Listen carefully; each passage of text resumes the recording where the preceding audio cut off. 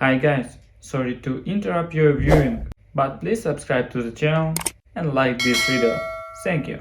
Imagine handing over more than 50 grand in a year to the people who raised you, not because they asked, not because they begged, but because you love them and believe that's just what a good daughter does. I did it without hesitation. Every single Friday morning, like clockwork, I wired my parents $1,000. No missed payments, no questions asked, no strings attached.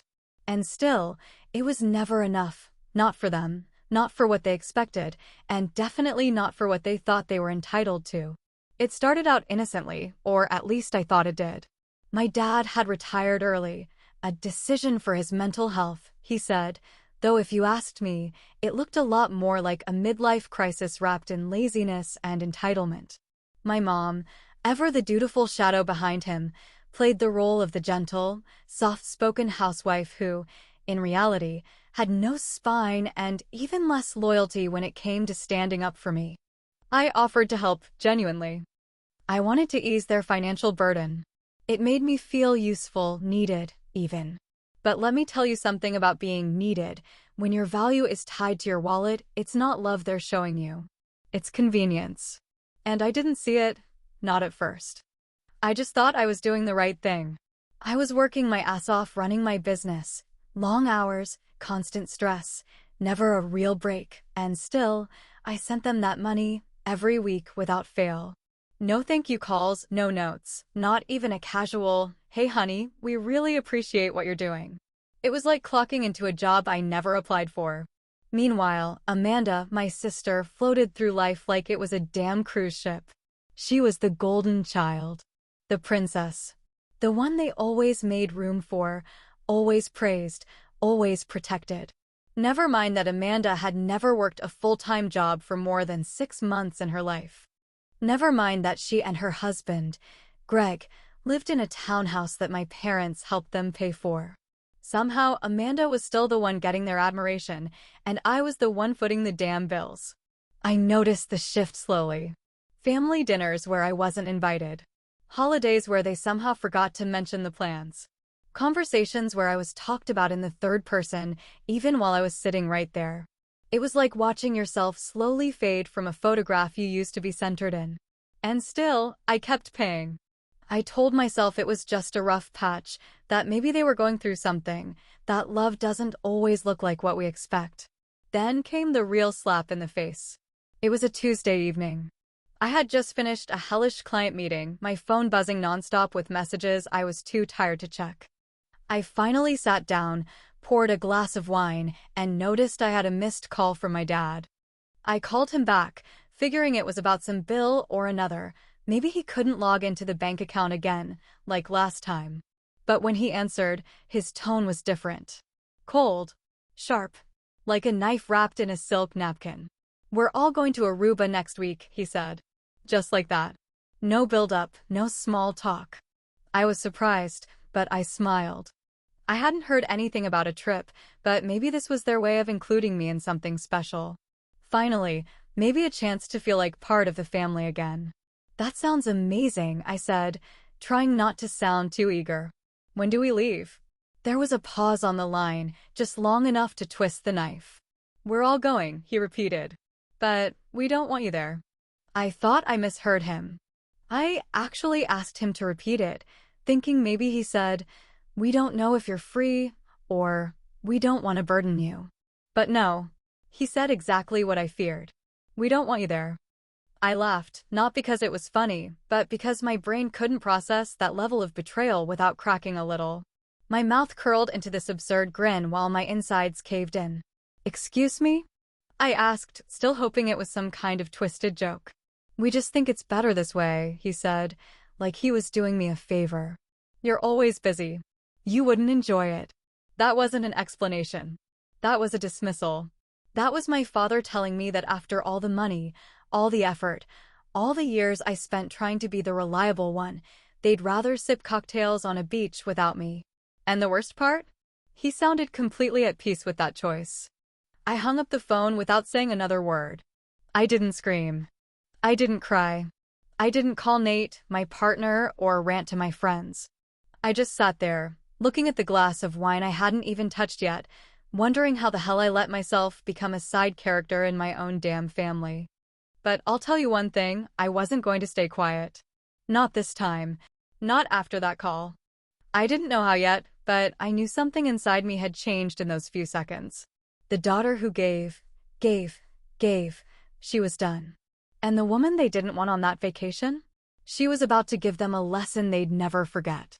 I sat there for almost 10 full minutes, staring at my phone screen like it had just slapped me across the face. The words kept repeating in my head, echoing with that same hollow sting. We don't want you there. Not, we thought you might be too busy. Not, we figured you'd want to relax at home, but flat-out rejection. A statement so casual, yet so loaded it could have cracked concrete. My father had said it without a flicker of hesitation, as if my existence was just a mild inconvenience they'd rather not pack into their suitcase. That kind of cold cuts deeper than shouting ever could. At first, I didn't even feel anger, not right away. It was something worse. It was that slow, spreading burn you feel when your trust has been used like a doormat, when you realize the people you thought would always be in your corner were just smiling as they pushed you out of the damn ring. I called my mom, thinking maybe, just maybe, there was a sliver of warmth left somewhere in that house. Maybe she'd soften the blow, explain the situation differently, offer some comfort. Even a half-assed lie would have done.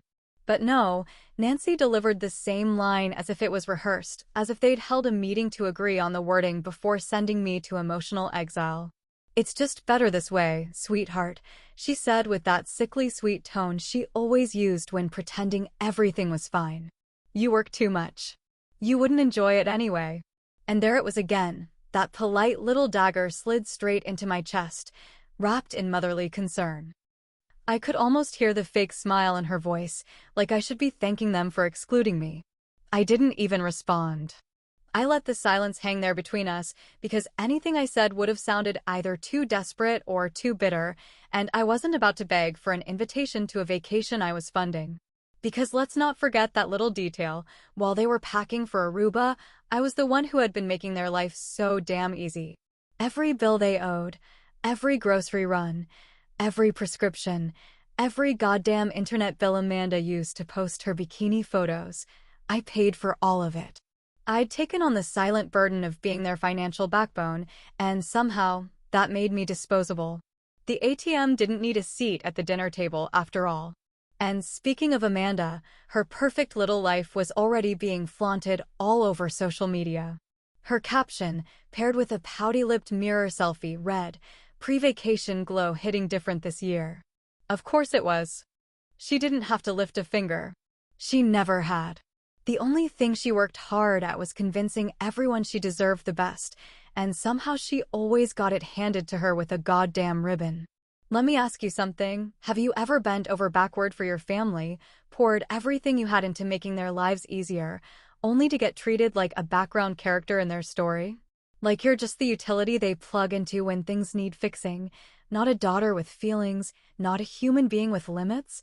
I want to hear your stories in the comments. Tell me, was there a moment when it finally clicked for you? When you realized you were only loved for what you gave, not who you are? Because that's where I was right then.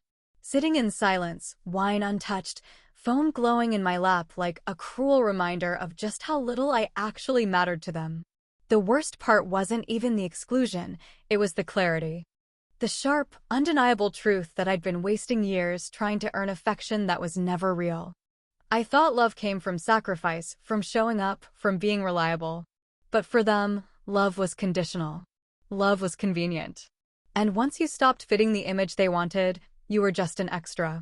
Nate came home not long after.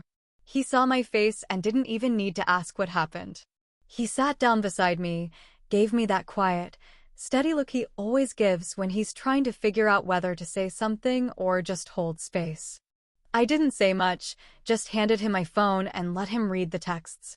He scrolled through, eyebrows tightening with every word. He didn't try to comfort me with cliches or tell me they didn't mean it. He just looked at me and said something simple. "You realize you hold all the power, right?" And I laughed, because it sounded ridiculous at first. Me? Power? What power?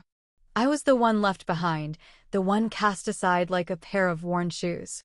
But then I started thinking, really thinking, and it hit me in a way that made my spine straighten and my heart stop aching for just a moment.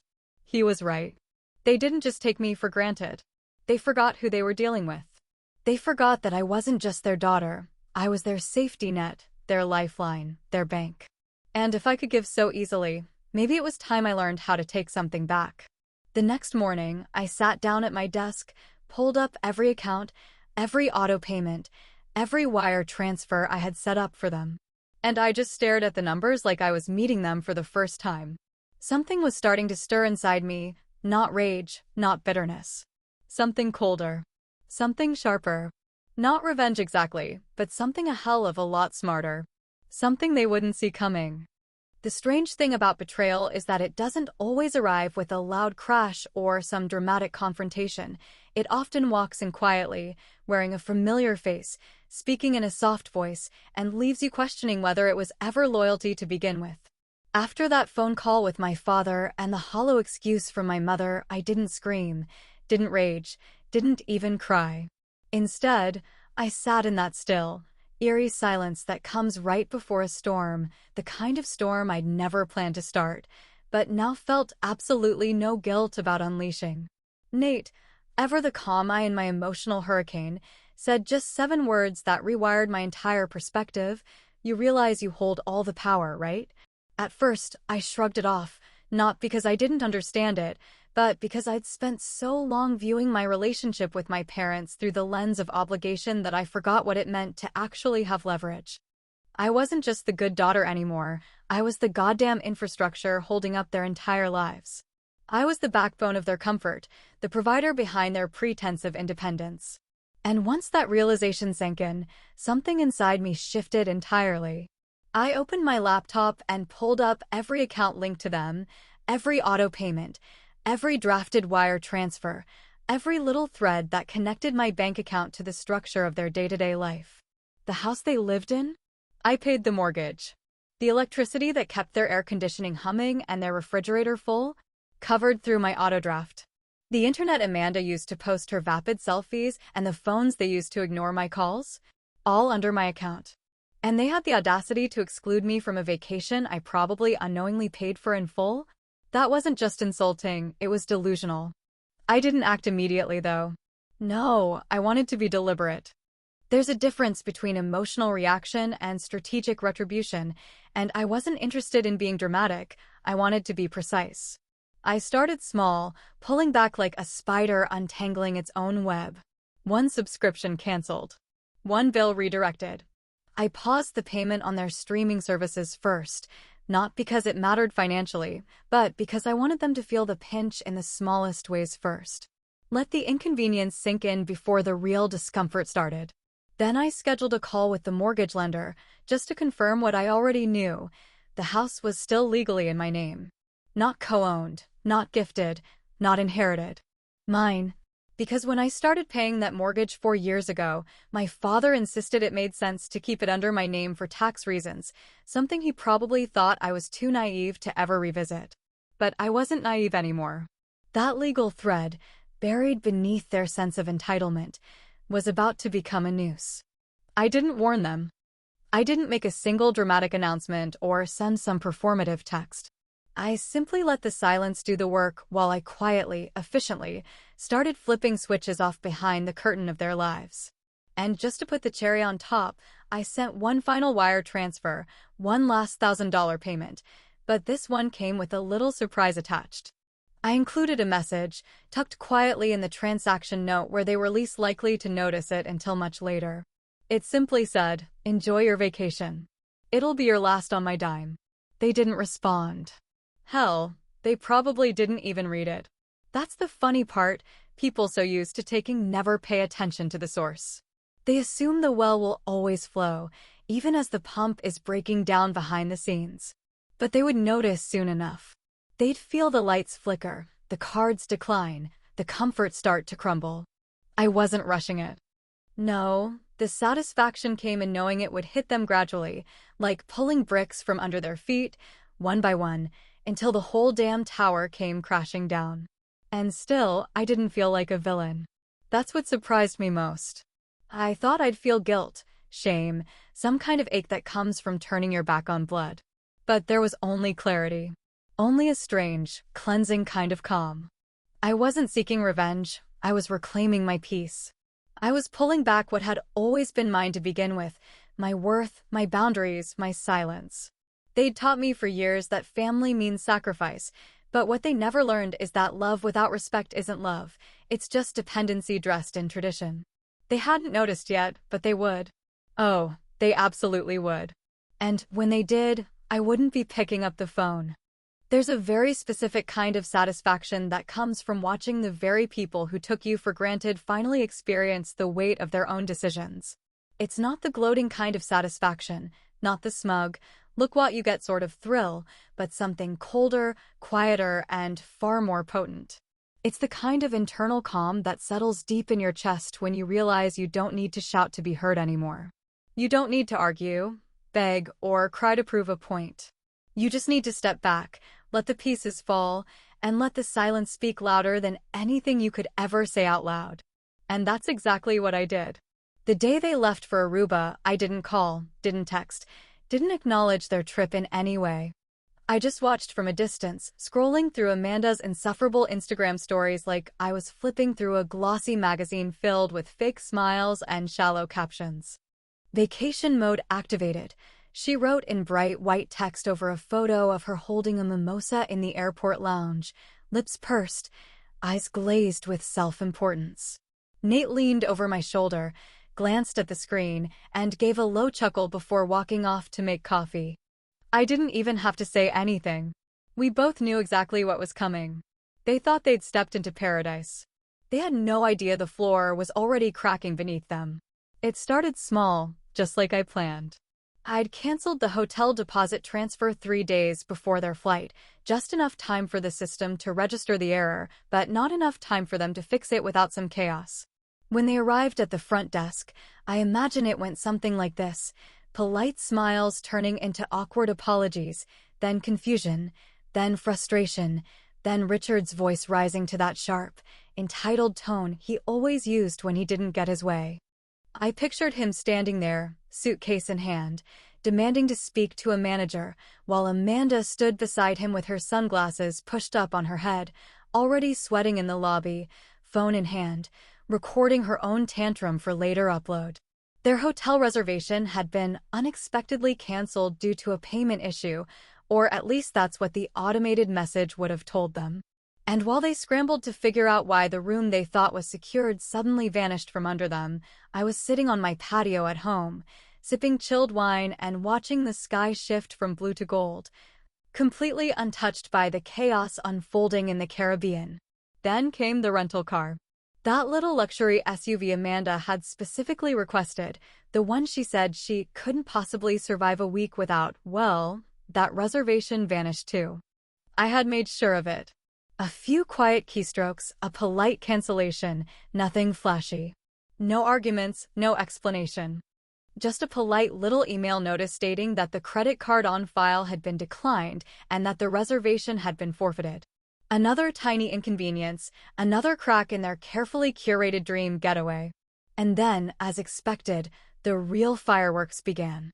I saw it first on Amanda's story, her face contorted with frustration, mascara smudged under her eyes, hair pulled up in a messy bun that looked more rage-induced than relaxed. Ugh. Nothing is working, she whined into her phone. Dad's card keeps getting declined, our hotel's a mess, and now the car place says we don't have a reservation anymore. I swear this is the worst trip ever. I actually laughed out loud. Not a cruel laugh, not mocking, just a laugh of pure disbelief at how predictable they'd become. They were so used to everything being handed to them, so wrapped up in their own bubble of entitlement, that even the slightest disruption felt like catastrophe. They'd never learned how to problem solve without someone cushioning the impact beneath them, and I had always been that cushion. Not anymore. When Richard's card got declined at a beachside bar, probably over a couple overpriced cocktails and some shrimp skewers, I got the first real sign that the dominoes were falling just right. The payments I'd paused, the accounts I'd detached, The quiet digital strings I'd been snipping, suddenly they were all starting to tighten around them like an invisible net. And the best part? They still hadn't figured out who was holding the scissors.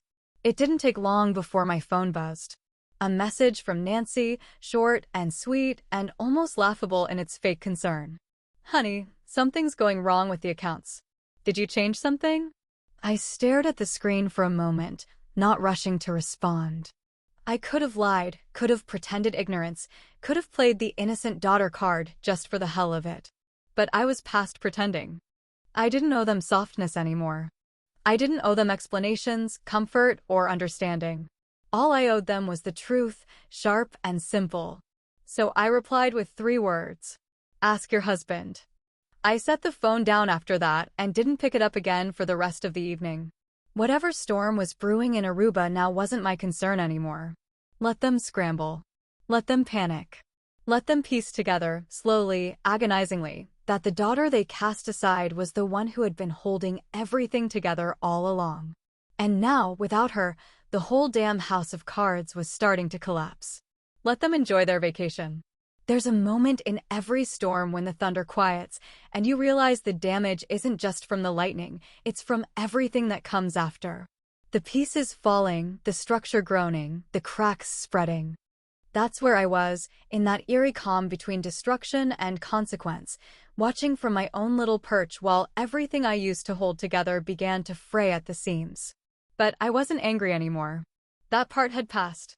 What replaced it wasn't rage or revenge, it was control. Cold, calculated, unapologetic control. And once you realize you've been holding the strings all along, it's impossible to keep pretending you're just another puppet in someone else's play. When the phone rang again, I knew it would be him before I even looked. Richard. My father. The man who taught me how to carry pride like armor and disappointment like a secret you bury under a polished smile. I picked up on the second ring, not because I wanted to hear what he had to say, but because I wanted to say what I'd been holding back for too damn long.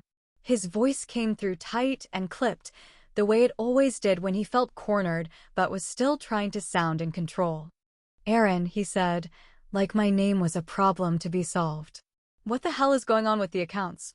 I didn't give him time to spiral into one of his usual tirades.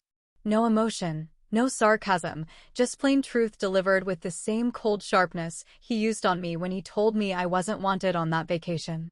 "You're asking the wrong question," I said flatly. "The real question is how you thought you could cut me out and still live off everything I provide." There was a silence on the line, thick and heavy, like he was waiting for me to flinch or walk it back. I didn't. I wasn't playing that role anymore. "I don't know what game you're playing," he snapped, his voice rising just enough to make me picture the vein in his temple starting to twitch. "But this childish bullshit ends now." "That's where you're wrong," I said, not raising my voice, not feeding his fire. "This isn't a game, Dad. This is reality. You excluded me like I was disposable, like my presence was a burden, and now you're learning what it actually feels like to lose the one person who's been keeping your life stitched together." "You're being dramatic," he growled, trying to gain footing, but it was like watching a dog bark at a locked gate. Loud, desperate, powerless. "No," I replied, cold and clear, "I'm being practical. You made your choice, now you can live with the consequences." And before he could get another word out, before he could scream or beg or spin his version of the truth, I hung up. That silence afterward was the most liberating sound I've heard in years. I expected a little pushback. I didn't expect Amanda to reach out next, trying to play the peacekeeper with that sugary, patronizing tone she used whenever she wanted something but didn't want to sound like she was asking for it outright. She called later that evening, voice all breathy concern, pretending she'd just found out about everything and wasn't already deep in the middle of the chaos. "Hey, Aaron," she started, trying to sound light, like this was just a friendly chat between sisters. "So, things have been a little crazy down here, and I was wondering if maybe you could help straighten it all out. Like, just fix things a little." That's when I realized just how little they all understood me. They still thought I'd come running with a bandage for their mess, just like I always had. Still thought I'd swoop in, smooth things over, and let it all go because that's what I've always done. "You think I've been giving out of obligation?" I asked, my voice low and steady. I gave out of love. I gave because I thought it meant something. But now, I'm just done. I'm not mad, Amanda. I'm not even surprised anymore. I'm just tired. Tired of being the safety net none of you even look at until you fall. So no, I won't be fixing anything. She didn't have a response right away, just a soft inhale like she'd been slapped by words instead of hands. I could tell she wanted to argue, to explain, to twist it all into something innocent. But I didn't give her the space. I'm not your fix-it girl anymore, I added before ending the call. So figure it out on your own. It was only hours later that the doorbell rang. Not a knock. A ring, sharp, persistent, deliberate. I knew who it was before I even looked through the peephole. Richard. My father. Standing on my porch like he still had the right to show up unannounced, like the house he stood in front of wasn't paid for by the same daughter he tried to erase from his perfect vacation fantasy. He wasn't holding flowers. He wasn't holding an apology. He was standing there with his shoulders squared and his pride barely hanging on by a thread, as if showing up without shame could erase everything he'd done. But what he didn't know, what he never understood, was that I still had one more surprise left. And this time, I wasn't giving him the chance to walk over me again. There's a very distinct silence that follows a final decision, the kind of stillness that settles not from uncertainty but from absolute, unshakable clarity. When I opened that front door and saw my father standing there, uninvited, unapologetic, completely unbothered by the mess he'd created, I didn't feel dread. I didn't feel nervous. I felt done. That kind of deep, heavy done that lives in your bones when you finally run out of space to carry anyone else's weight. He stood there in his golf shirt and loafers like he'd just stepped out of some country club instead of a financial disaster he didn't even realize he'd walked into. His face was hard, lips pressed into a thin line like he was holding back a lecture he thought I'd still care to hear. I didn't invite him in right away. I just stared at him for a moment, let the silence stretch long enough to make him uncomfortable, long enough to remind him this wasn't his space, not anymore. Then I stepped aside without a word and let him walk into the home that, in his twisted mind, he still believed he had some kind of authority over. He glanced around like he was taking inventory, like the furniture might still whisper some sense of control back into his ego. But there was nothing here for him anymore. No comfort, no gratitude, no daughter waiting to be forgiven for some imaginary offense. We sat in the kitchen, opposite ends of the table, with nothing between us but years of resentment and a cold ceramic bowl of lemons I hadn't moved in 3 weeks.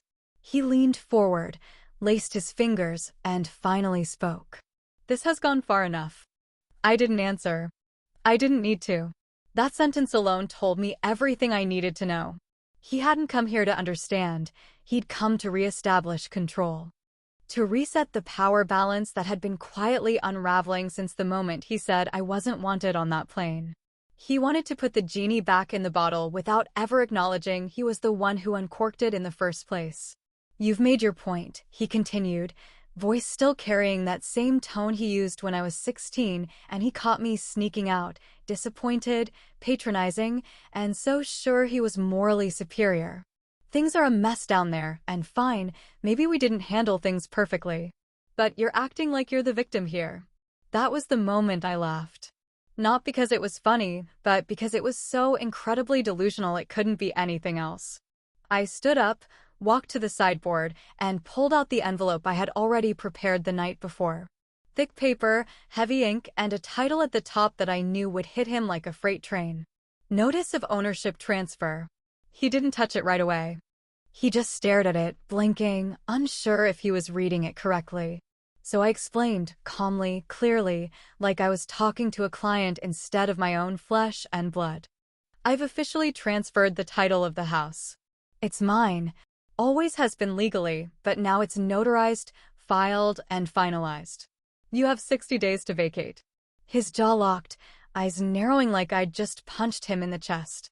You're evicting us? He asked, voice rising a fraction, like the sheer idea was so offensive he couldn't believe it was real. I'm giving you 60 days, I repeated, my voice flat. You can sell your car, crash with Amanda, apply for a loan, I don't care. but you will not continue to live off me while treating me like I'm disposable." He sputtered, reaching for every argument he could grab. Years of raising me, sacrifices he made, guilt-laced nostalgia that probably worked wonders on my mother, but didn't hold water here anymore. I let him talk. I let him beg and threaten and spin himself in circles because it didn't matter anymore. His words couldn't touch me now. When he finally left, furious, muttering, slamming the door harder than necessary, I sat down on the couch and exhaled like I hadn't in years. Not relief. Not sadness. Just release. I was finally untethered from the lifelong leash of their manipulation. And it didn't come from revenge. It came from refusing to let them keep draining me while calling it love. Later that night, Amanda sent a message. "No apology, just a pitiful question. Did you really kick them out?" I typed a single sentence in response and hit send without hesitation. Now they know what it feels like to be unwanted. And just like that, the story was done, not with fireworks, not with screaming, but with silence and finality. Because sometimes the best revenge isn't rage, it's clarity. And sometimes, the only way to be free is to stop asking for a seat at the table and build your own house instead. Let them sit in their silence now. Let them finally understand that love without respect is just a pretty mask for control. And let them regret everything, 24 hours too late.